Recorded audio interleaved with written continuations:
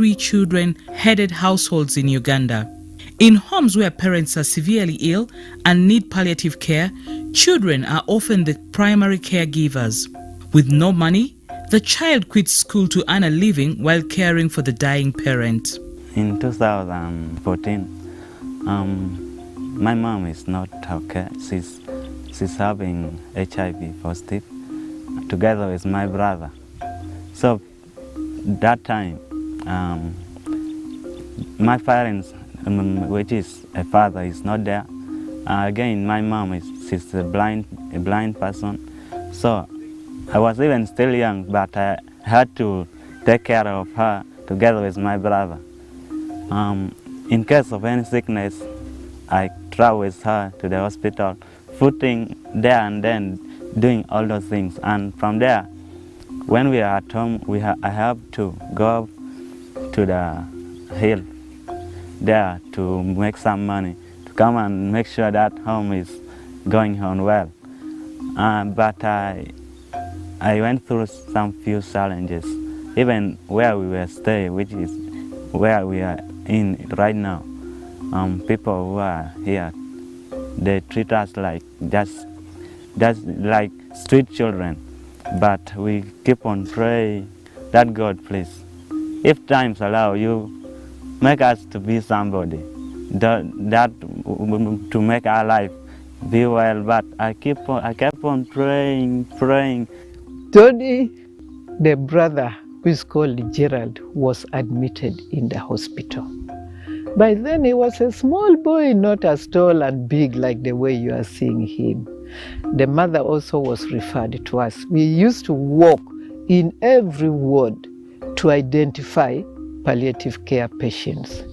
And when we would identify them, of course, we bring them to the unit and we sit with them, talk with them, counsel them. We have a form for assessment. So we had to assess Gerald and the mother. The mother was also enrolled because she had a lot of pain and to the services for palliative care. That was 2014. And the assessment, with palliative care, once the patient is tired, the first thing you do is to relieve pain. And then you start, once the person says, next time, you make appointment, then another time. So that is how we got to know the mother and the 2 children. And on assessment, we found that they were in need. They were in the greatest need compared to all those other patients. Even some of the transport money we used to come with, we had to give them because they would come. The young boy is hungry, there's nothing to eat. You ask, they have not eaten at night. Are they studying? No. Tonny's hand, if you would touch, it was like this wood here, very hard. We asked him, what are you doing? He says, for me, I go dig in people's gardens. That is how I support my father. Because he was now a husband, a father, a brother, everything to the mother, to the brother, and to himself. So he would even go to the quarry to hit aggregates and sell. And of course, it's not always a lucky day. There are days when they would go without it. So on assessing, we found they were in need. And we even made sure we had to come here. In 2014, and then we met Sister Phil in their regional referral hospital. By that time, my brother Gerald, he was sick and he was admitted in the hospital. I stayed there with him for at least, if I'm to remember, I think 2 weeks. Together with him, we had nothing like bed sheets, mosquito nets. I slept on the floor there. But by God's grace, by that time, God did something which is very good. The Road to Hope program supports child caregivers from financially poor backgrounds to access basic needs for their families and continue with education while caring for their chronically ill parents.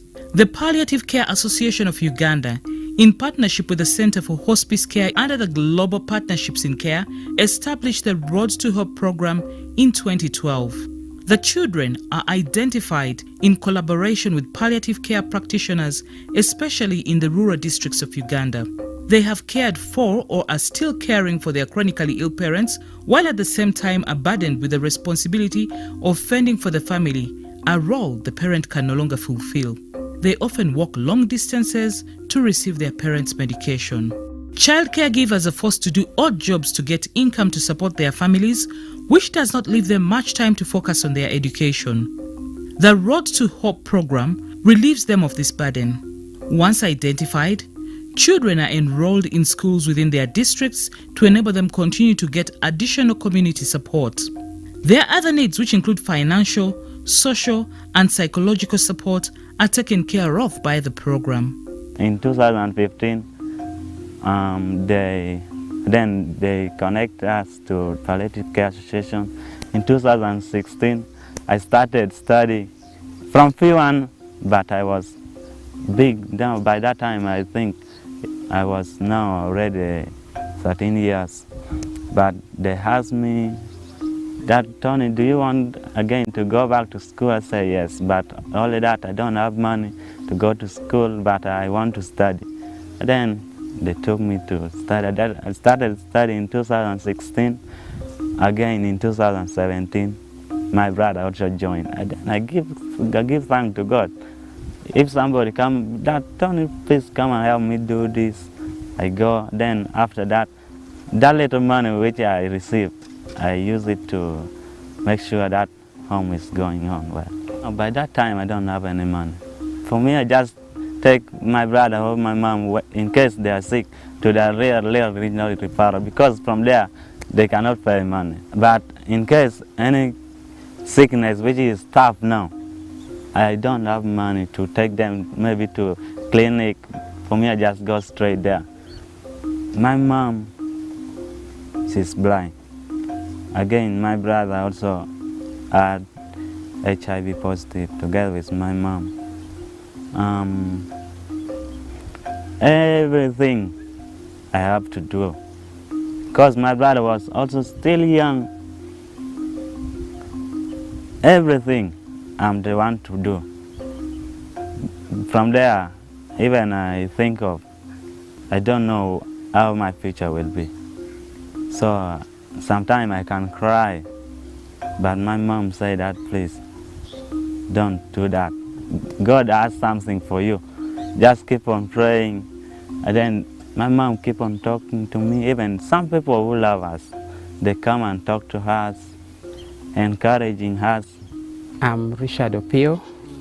I'm a teacher by profession. When I came here in 2010, it was the time I met him. He was still very young with his last brother. So they were there together with the mother. There were three there.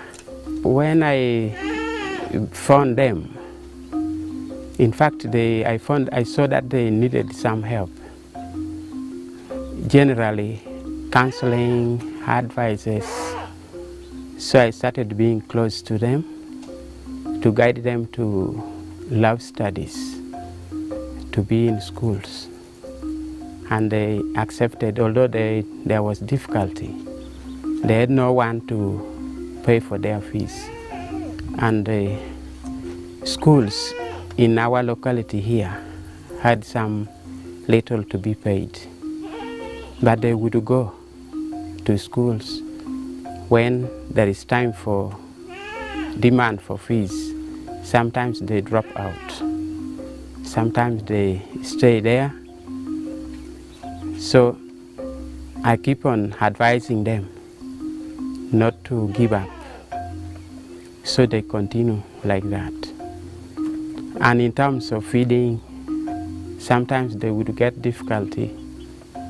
And when we have something, we support them. Unfortunately, the younger brother would fall sick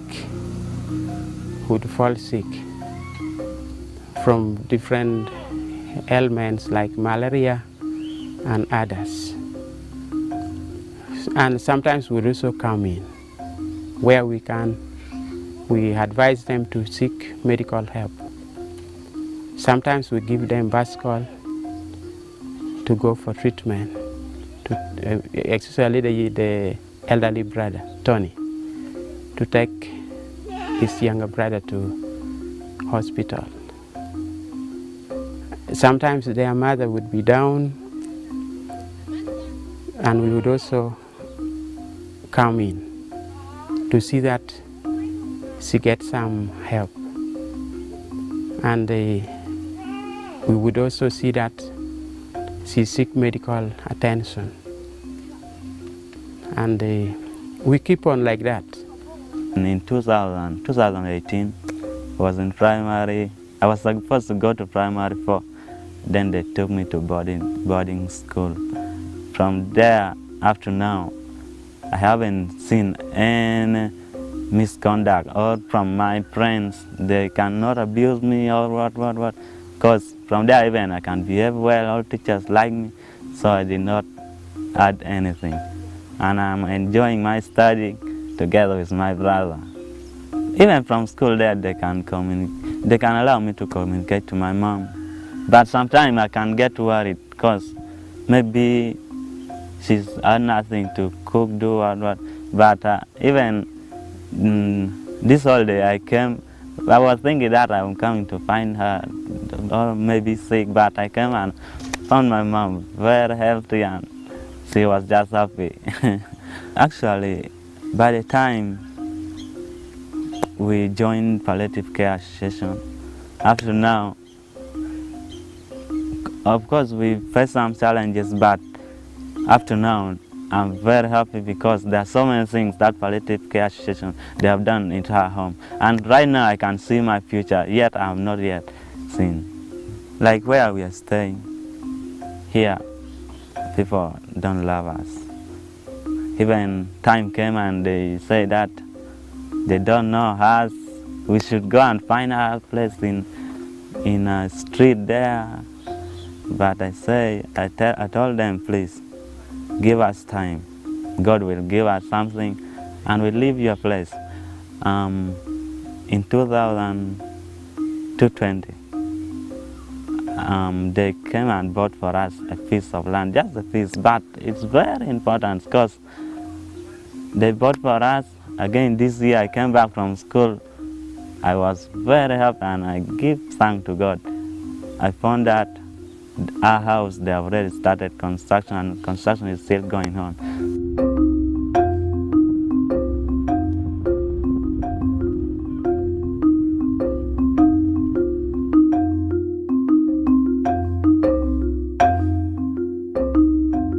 So this is the house for those of Tonny and Gerald. We decided to put 3 rooms. This room on this right-hand side belongs to their mother. And we are going to put metallic door, a window, and this place a wooden window. Metallic window for safety. This is their sitting room. Here we'll have a metallic door so that when she locks herself, she's blind. She locks herself, safety.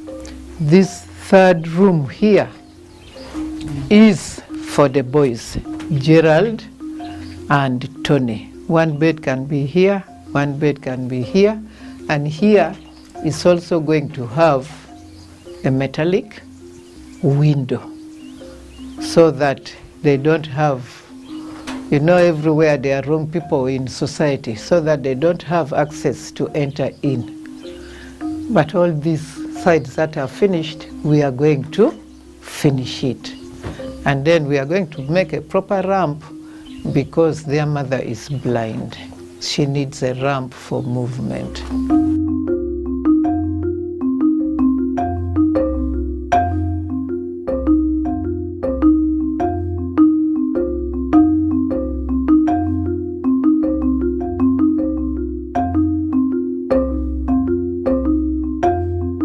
We network even with Palliative Care Association, even with hospice.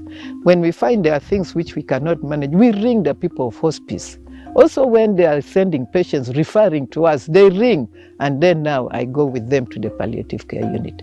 So I ran quickly to Palliative Care Association because there is this project of helping paying school fees, and they want carers who are looking after the sick people. So he was the main carer. So that is how I contacted them. We had to contact the LC1, what have you. That is how I located this family. And I found they were in total poverty. I would call it acidic poverty, abject poverty. You would see it on their face, on everything. But I want to thank God that now they can smile. Now they are happy. Now they can laugh. It was difficult to find a smile on their face, to laugh, to do what?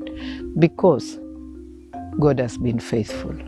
For sure, I said that was God. What was paining the mother? The mother was like, for me now, if I am to die, where am I leaving my 2 children? Where are they going to be? Eh? That was her main worry, because that is the question they ask. What is your main worry? She said, now, supposing I die, my children, where will they be? No land, no nothing. They are being called corridor children. Currently, the Road to Hope program supports 58 children from various districts of Uganda, that is in Arua, Yumbe, Moyo, Masaka, Hoima, Jinja, Lira, Buyukwe, Chibale, Luka, Mayuge, Tororo, Ruwero, and Kayunga. Tonny is one of the beneficiaries of the program. So I give thanks to God. Not only that, during holidays like this, they usually give us food stuff. Even when we are at school there, they give us even pocket money in case anything is missing, we can get it. But I'm very happy. And there are so many things they have done that I did not mention, and I think yet are still to be done. What I can tell my friends is, whenever you are facing some challenges, though your parents are not there, in everything that you are going to do, you must put God first and let God be your helper and pray to God, because God has everything for us. And even if you are going through difficulties, don't think that you are useless, because you don't know what you will be in future. That is the only thing I can put on to my friend. Need I say more? I think Tonny has said it all. He's got such a sad story, but what I found quite touching in his story is that he still did not give up on education. He was not ashamed to be laughed at, much as he's 17 years old, to still be that he's in primary school. But thanks goes to Palliative Care Association of Uganda for coming in to support this boy. Not only did you provide the palliative care support to the family in terms of the mother's physical well-being, but you also went ahead of one of your programs to see to it that these young boys are enrolled in school. What better way other than now to say thank you so much for giving the boy a ray of hope, for giving the family a ray of hope, for constructing a house for them. Thank you.